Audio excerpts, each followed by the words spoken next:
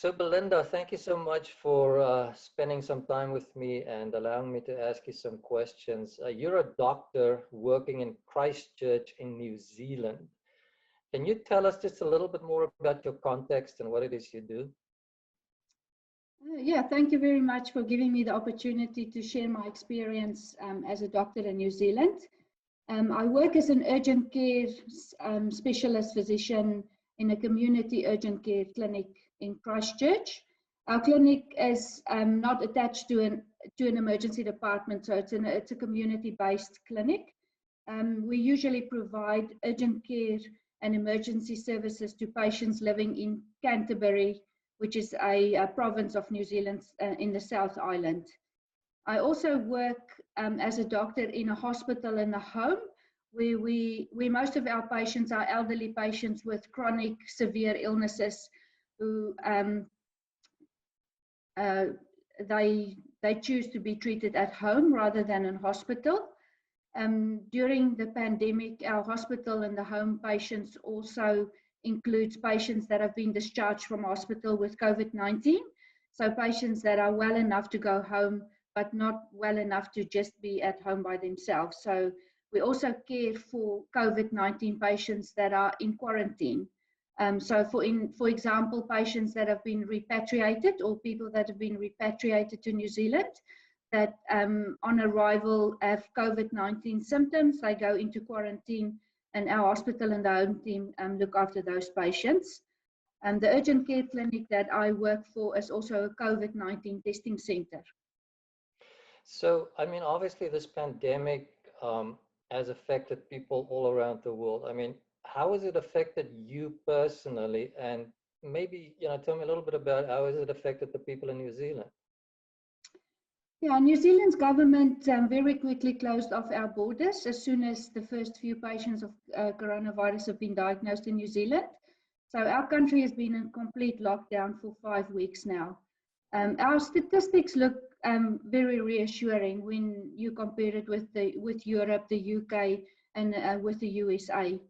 And thinking of lockdown, it's not really affected me much because when you normally work hard and you work long hours, getting up in the morning or in the evening, go to work and you come home, and I actually like being home and like being in my garden. So being in lockdown doesn't really affect me much. My husband is the only other person in my bubble. So in New Zealand, we call it our bubble. So the people that are living with you are in your bubble. So we only have myself and my husband Foster that's in our bubble. And so we have to stay in our bubble and we have to stay home.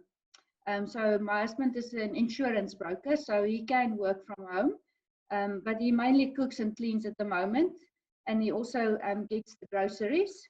He's become a very good cook in the last couple of weeks. In a way, I think as an essential worker, we do have it a little bit earlier, the whole concept of lockdown, because we get to go out, we get to go to work, we get to share our experiences with our patients and with our work bubble colleagues. So it does help to actually get out of the house, where people actually that are in lockdown and in their bubble do find it pretty difficult physically and emotionally. And especially having children at home 24/7, doing homeschooling, and having your husband or your wife at home all the time, I think it's quite stressful. So, as a doctor, is there anything, I mean, what concerns you most as a doctor when you look at this whole pandemic and how it's spread around the world and in New Zealand as well? On a micro level, I'm not a worrier. I don't worry about things. So for me, I know my Savior lives and I know he will protect me and I know he will be with me. So I don't worry for myself on a micro level. On a macro level, I think I worry about the economy. I worry about New Zealand's economy. New Zealand is a small country. I do worry about our economy. I worry about unemployment in New Zealand. New Zealand, before COVID-19, New Zealand's unemployment was something like 4%. And I think it may jump up to 30%. That's a prediction. So that is a concern. That's the only concern that I have is for the people of New Zealand and, well, for the world, actually. Is there anything that particularly gives you hope? I think the resilience of people give me hope. I've seen it so many times in New Zealand. Just looking at New Zealand in the last 10 years, in 2010 and 2011, we've had devastating earthquakes, and we've had about 22,000 earthquakes since.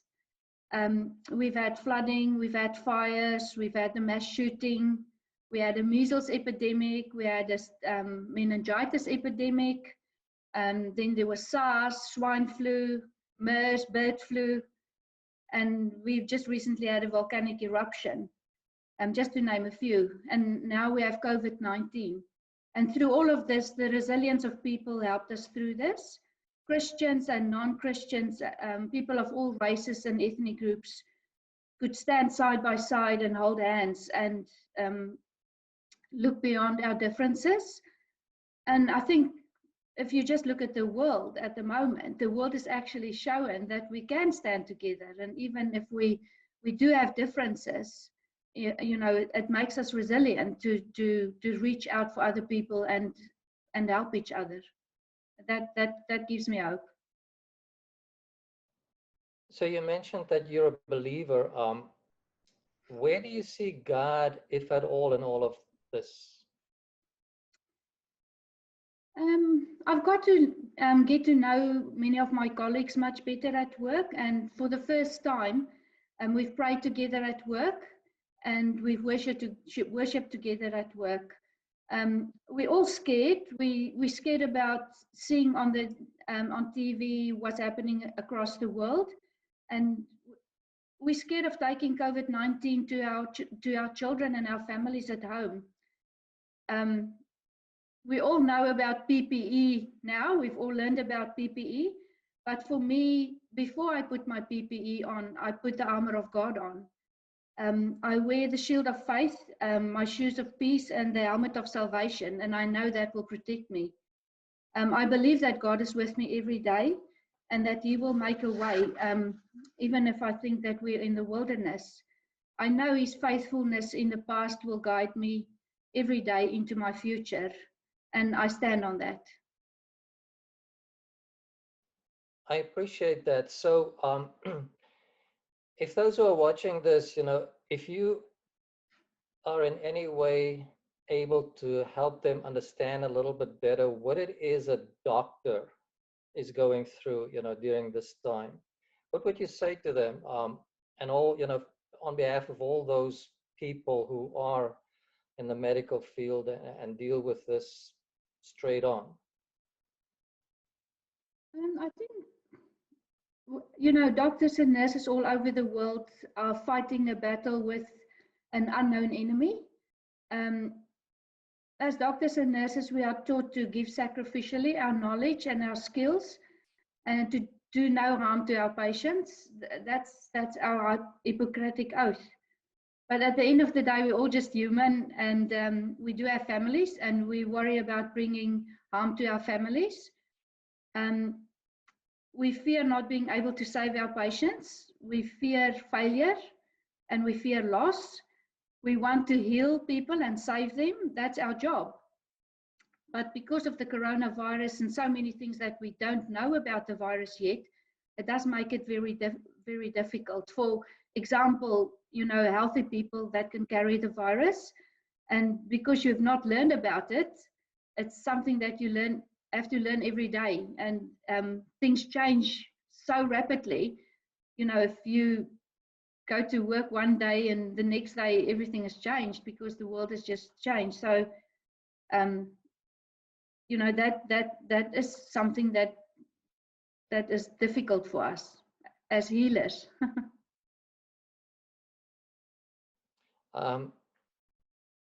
how can people pray for you better? How can we here in America pray for the people in New Zealand? Um, what would you say? Yeah, I think the main thing that we can pray about is for God's protection over the countless doctors and nurses and caregivers that give agape love to their patients. Pray for physical and emotional strength and protection over our families.